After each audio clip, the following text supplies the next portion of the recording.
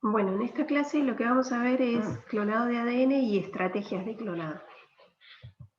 Entonces, clonar significa obtener una preparación pura de un solo genotipo, ¿sí? Y nosotros entonces vamos a generar una molécula de ADN recombinante que puede ser un plásmido, ¿sí? Un vector que puede ser un plásmido o un FAO, ahora vamos a ver cuál vamos a elegir en qué circunstancia, y al cual vamos a agregar un ADN o de interés, un inserto nuevo en ese plásmido.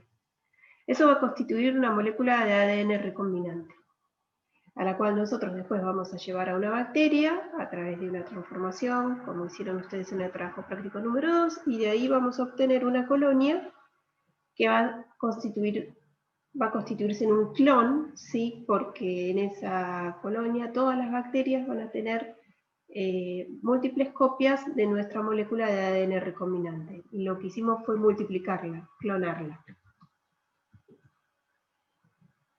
Y ese clon, como dije, es una fuente de moléculas idénticas, ¿sí? De esa molécula de ADN recombinante. Entonces, ¿cómo es el procedimiento general? Nosotros vamos, primero lo que tenemos que hacer es generar extremos compatibles en el vector y en el inserto, para poder ligarlo al inserto al vector. Después vamos a tener que ligar esos extremos usando una ligasa. Acá en la figura el vector que se eligió fue un plásmido, se cortó con EcoR1, se preparó el plásmido con extremos compatibles EcoR1 y el inserto también se lo preparó con extremos compatibles EcoR1. Y después lo que se hizo fue ponerlos en contacto para que se liguen y se forme nuestra molécula de DNA recombinante. Pero eso lo tenemos en un tubo.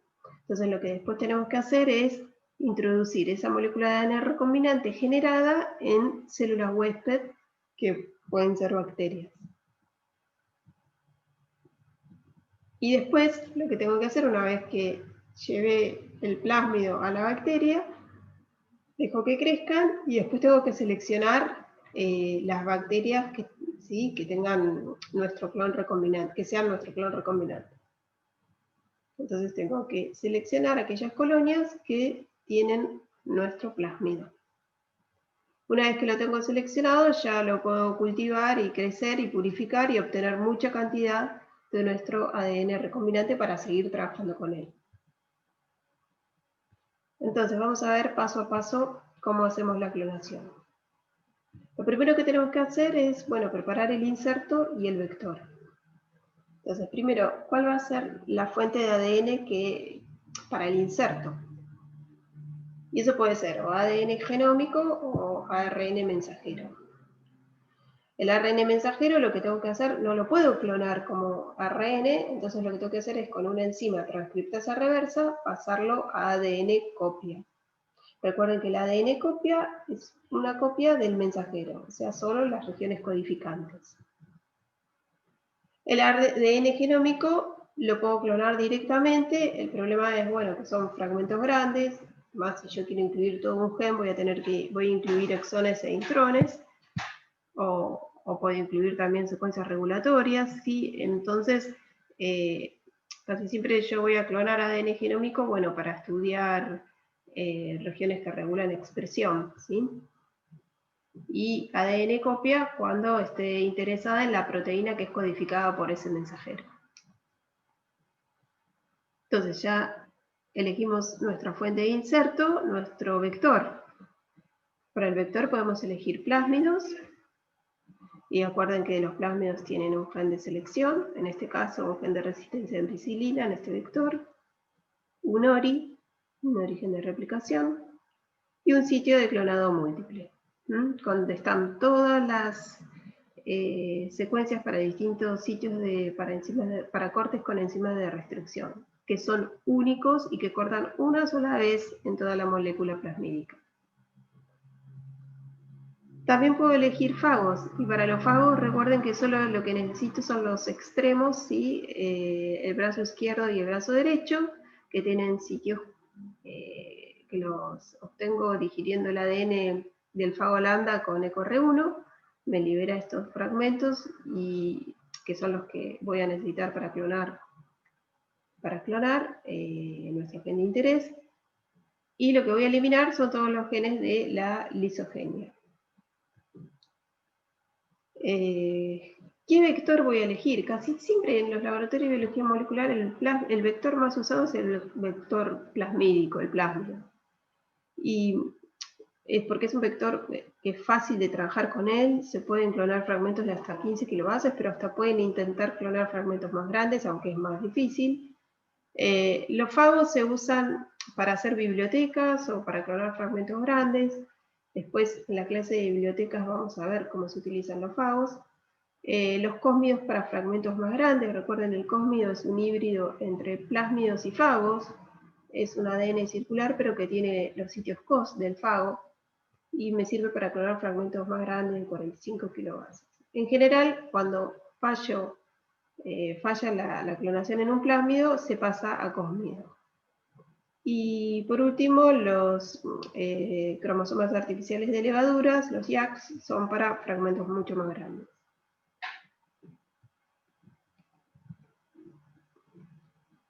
Entonces, vamos a hacer el procedimiento, lo primero que es generar extremos compatibles en el vector y el inserto y ligar esos extremos. Entonces, para generar extremos compatibles y ligarlos después, la situación ideal es cuando yo digiero con dos enzimas de restricción con diferentes sitios de reconocimiento, tanto el vector como el inserto. ¿Sí? Entonces, el vector tiene en sus extremos, fue digerido con distintas enzimas de restricción, que son las mismas que se utilizó para preparar el inserto. Esta es la situación ideal. ¿Sí? Porque cuando yo pongo ligasa y ligo el vector más el inserto, es muy raro que el vector se pueda recircularizar porque estos sitios naranja y blanco son incompatibles. A veces ocurre, ¿no? Pero en general esto no va a pasar, y lo que va a pasar es que al vector se le va a incluir el inserto, ¿sí? Y voy a tener colonias que van a tener este plásmido con el inserto. Y esto es lo que uno espera, ¿no? Lo que uno quiere que se transforme en las bacterias después. Ahora, a veces tenemos que trabajar con la situación no ideal y tenemos que cortar, la única posibilidad que tenemos es cortar con una sola enzima de restricción tanto el vector y el inserto, y acá tenemos un problema, porque cuando ponemos la ligasa, se puede el vector recircularizar sin inserto o tomar el inserto y pegarlo, ¿sí? E incluirlo en el vector. Ahora, lo más fácil para el vector es recircularizarse. Entonces voy a tener muchas colonias que van a tener el vector sin inserto si uso esta situación. Ahora, a veces la tengo que usar porque no me queda otra, ¿sí? No tengo sitios distintos para elegir en los extremos y entonces tengo que utilizar esta estrategia. Y el problema que tengo cuando uso esa estrategia es, como les dije, que lo más fácil es que se recircularice el vector sin inserto. Entonces la mayoría de las colonias que yo voy a obtener después después de la transformación, cuando yo plaquee mis bacterias en el agar con antibiótico, van a crecer aquellas que tomaron el plásmido, pero la mayoría va a ser sin inserto. Y estas no son las que me interesan a nosotros. A mí las que me interesan son las que tienen el inserto. Entonces hay distintas estrategias para solucionar este problema. Una es remover los grupos fosfatos del vector antes de la reacción con la T4 ligasa. Remover los grupos fosfatos es una desfosforilación. Entonces, si el vector está fosforilado, como les dije, vamos a tener alto número de clones no recombinantes, porque esta es la situación anterior, la que les expliqué en un principio, que el vector se recirculariza cuando está fosforilado. Ahora, cuando está desfosforilado, ¿sí? Que en 5' acá no hay grupos fosfatos, entonces no se puede, la ligasa no va a poder formar acá enlace fosfodiéster y no se puede recircularizar el vector. Pero sí puede tomar el inserto, porque el inserto sí tiene grupos fosfatos, entonces se forman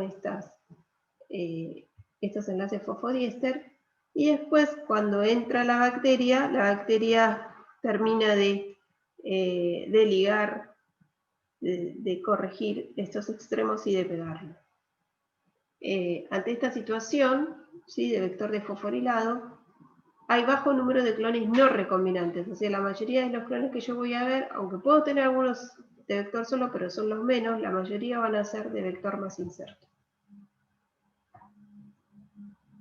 Entonces la desfosforilación del vector impide la recircularización del vector sin inserto, ¿sí?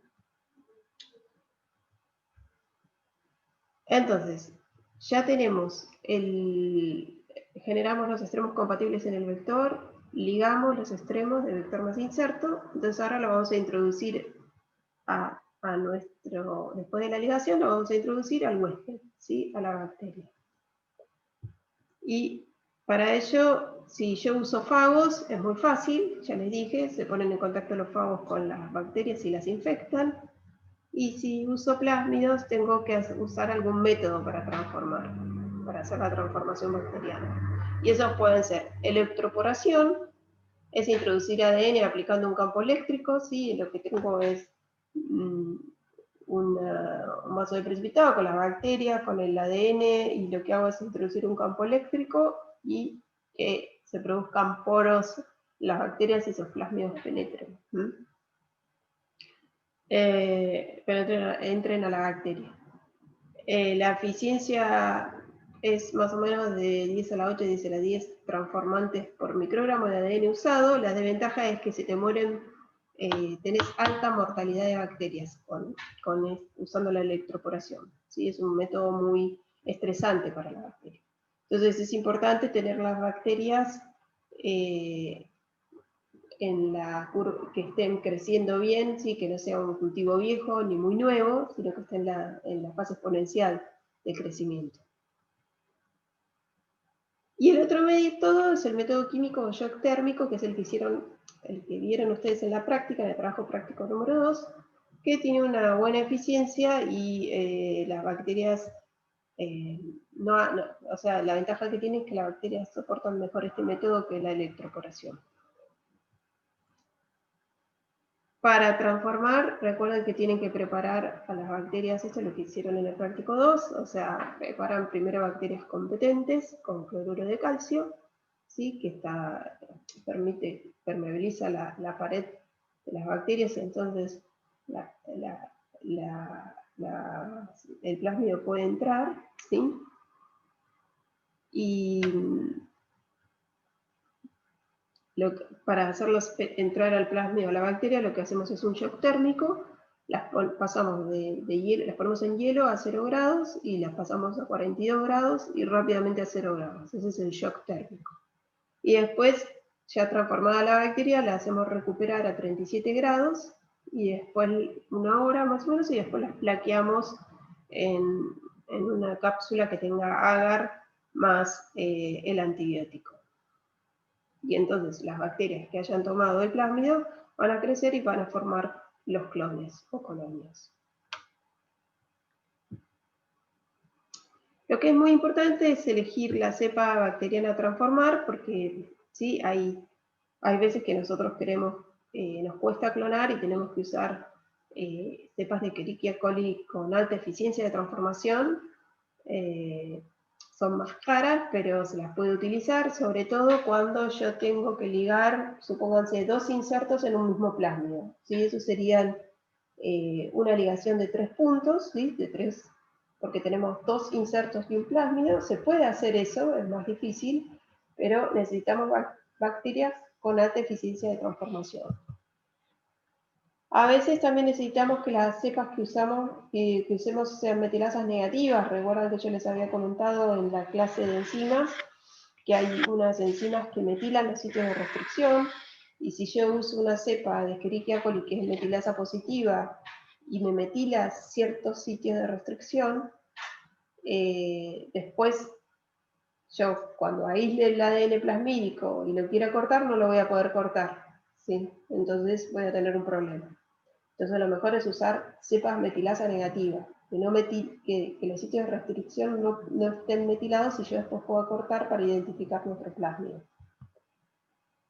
Cepas con pili, a veces cuando usamos fago filamentoso, se acuerdan que el fago M13 necesitaba del pili para poder entrar. Bueno, y ahora vamos a ver la selección del clon recombinante, que eso ustedes ya lo vieron en la práctica, ¿sí? La selección se hace con antibióticos. Acá les voy a dar un ejemplo que ustedes también tienen un problema en la guía, que es la selección por inactivación, por inserción, que es algo que se hacía antes, ¿sí? Se tenían plásmidos que tenían 2 genes de resistencia, uno para tetraciclina y otro para ampicilina, para 2 antibióticos, y ambos con un sitio único de restricción. Si yo colocaba un inserto, ¿sí? Abriendo en EcoR1 este plásmido, y el inserto tenía sitios compatibles EcoR1, y se insertaba en el sitio EcoR1, este plásmido con el inserto pierde la resistencia a ampicilina. Entonces, para identificar, después lo que hacía es transformar, ¿sí? Después que yo corté este plásmido con EcoR1, tengo el inserto, lo ligué, después lo que hago es una transformación, y en principio lo que se hace es poner esas bacterias transformadas en agar más tetraciclina. Como este plásmido tiene gen de resistencia a tetraciclina, todas las colonias van a crecer, las que tengan el plásmido, ¿sí? Las bacterias que tengan el plásmido van a dar colonias. Ahora yo no sé cuál de estas 3 colonias tiene el inserto, ¿sí? Tiene el inserto que yo quise clonar.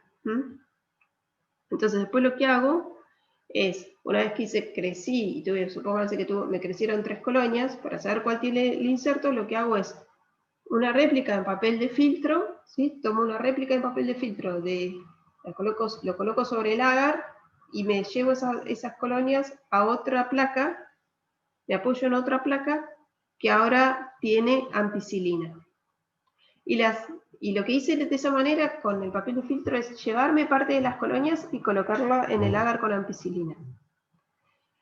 Aquellas que, fíjense, solo crecieron 2 de las 3 que tenían en el agar con tetraciclina. Solo crecieron 2.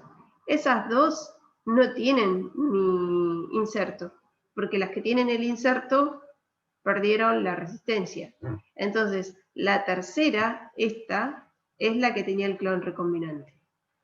Como yo todavía tengo este agar donde tenía esa colonia, porque acá no la tengo, ¿no? Tengo que ir a buscarla, a recuperarla al agar con tetraciclina. Entonces, de acá lo que hago, tomo esta colonia, la hago crecer, aíslo ADN plasmídico, lo corto con enzima de restricción y verifico, confirmo que esta colonia tiene el plásmido con mi inserto. Esta es una selección por inactivación, que casi ahora no se usa así, pero bueno, se las explico porque ustedes justo tienen un problema en la guía con este tipo de estrategia.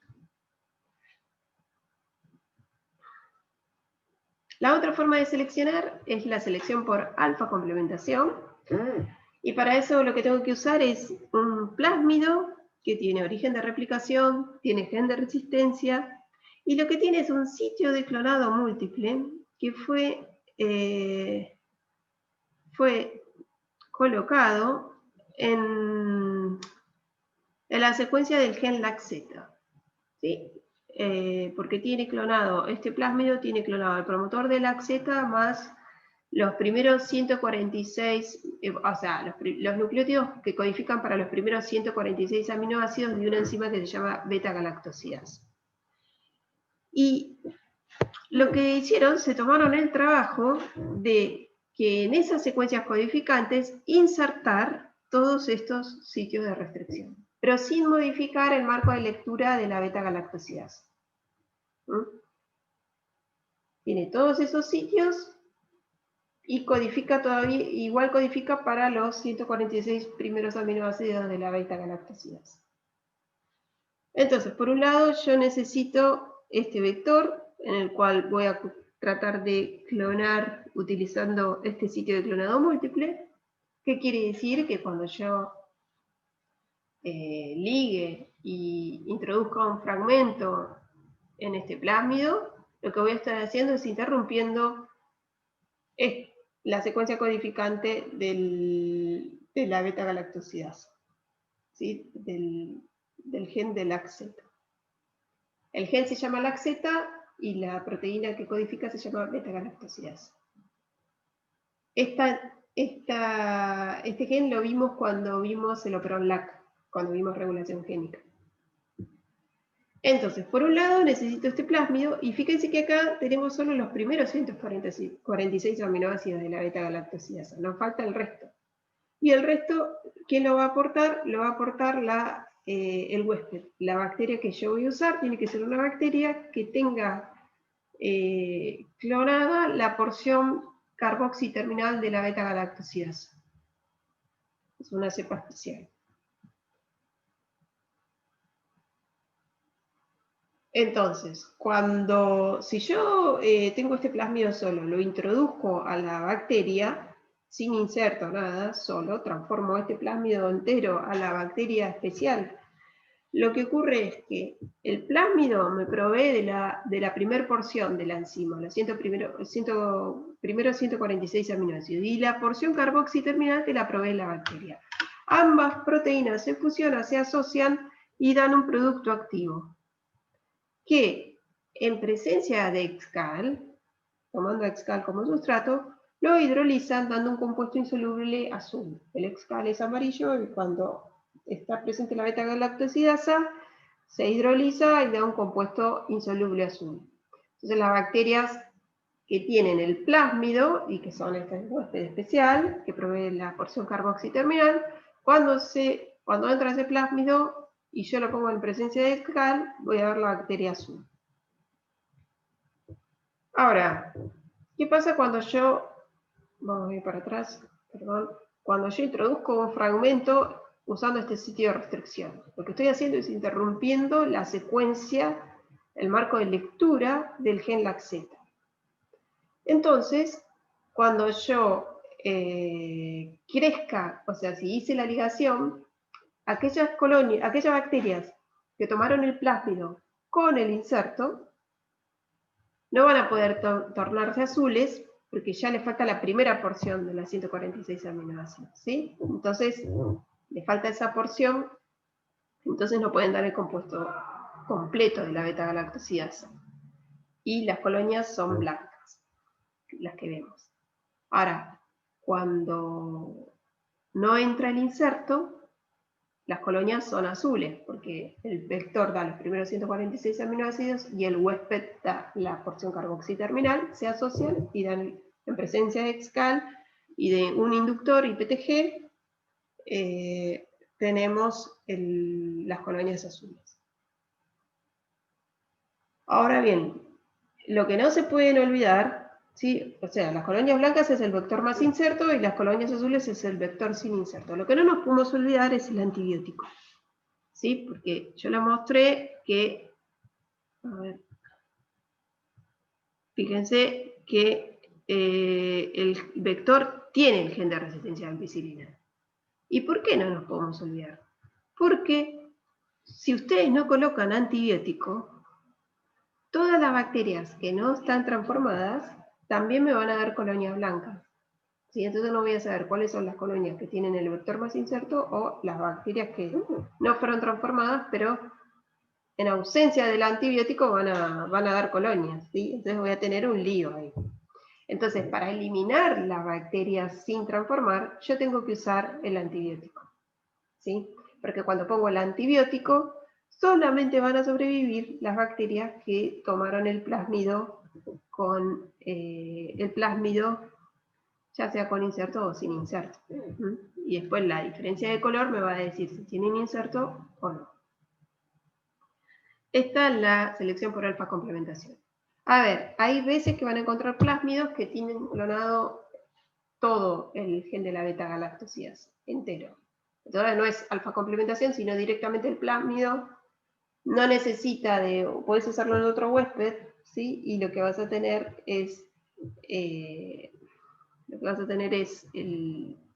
todo clonado, el gen del LAC-Z en el plásmido. ¿Por qué no se usa eso? Porque, bueno, porque te ocupa espacio y disminuye el tamaño de inserto que vos podés poner.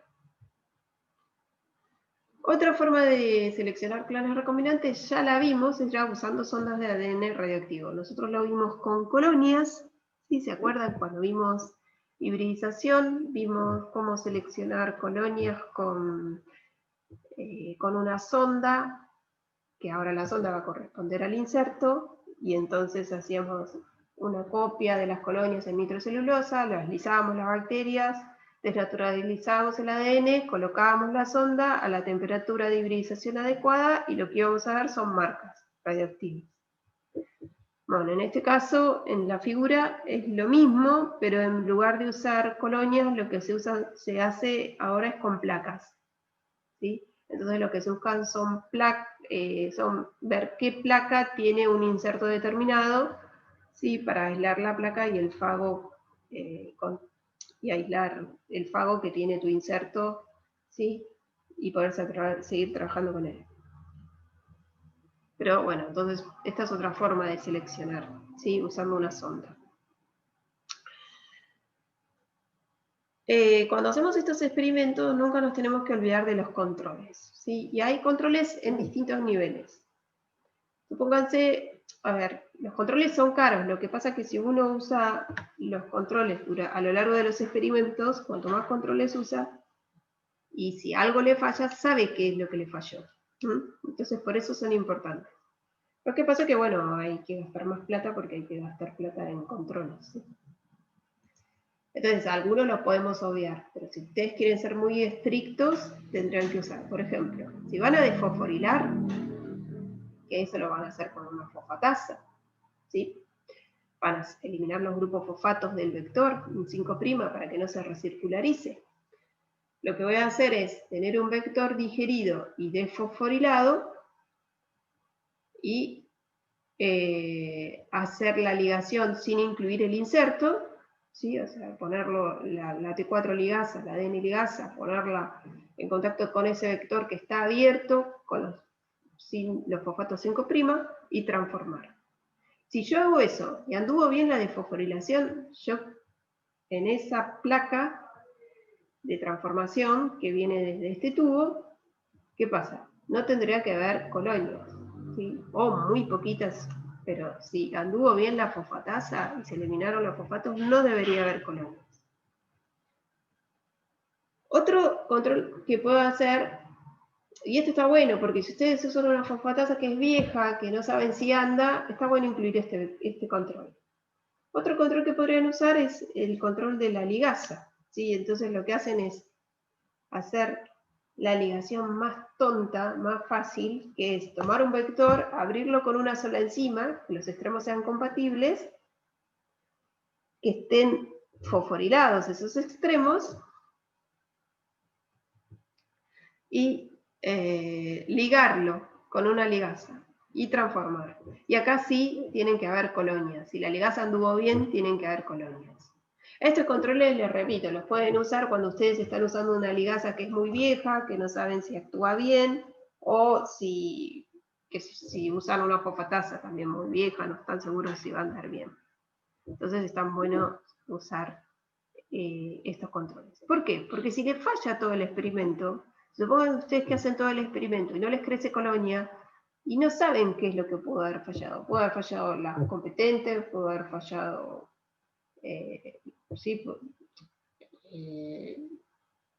la desfosforilación, la ligasa, no sé. Entonces, lo que tienen que hacer es incluir estos controles porque ahí va a ser más fácil detectar dónde está la falla y repetir el experimento va a ser mucho más fácil.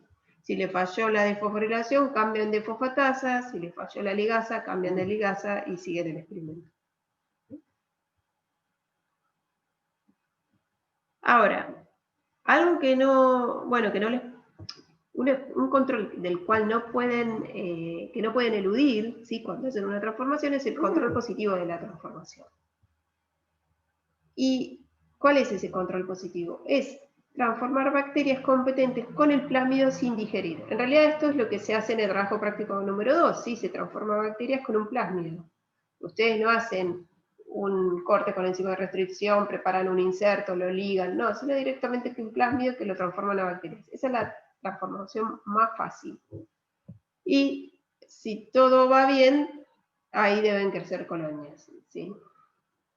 También tienen que hacer un control negativo de la transformación. Este tampoco se lo pueden olvidar, que es transformar bacterias competentes sin el plásmido, pero colocarlas después en una placa con agar, con antibiótico, y ahí, ¿qué pasa? No tienen que crecer bacterias.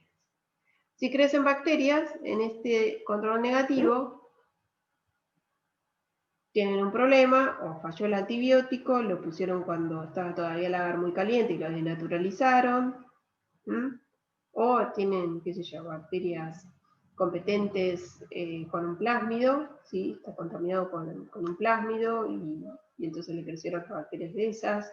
Pero lo más común es que te falle el antibiótico si crece la carne control negativo. Estos dos controles no se los tienen que olvidar porque estos son los controles esenciales que tiene que tener este experimento de transformación.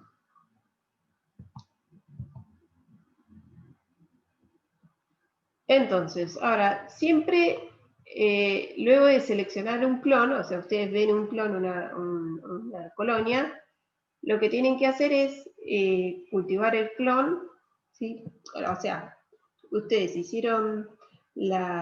prepararon el vector y el inserto, lo ligaron, transformaron las bacterias y después vieron crecer colonias, ahí no se acabó todo el experimento, ¿sí? Ustedes lo que tienen que hacer después es tomar ese clon con una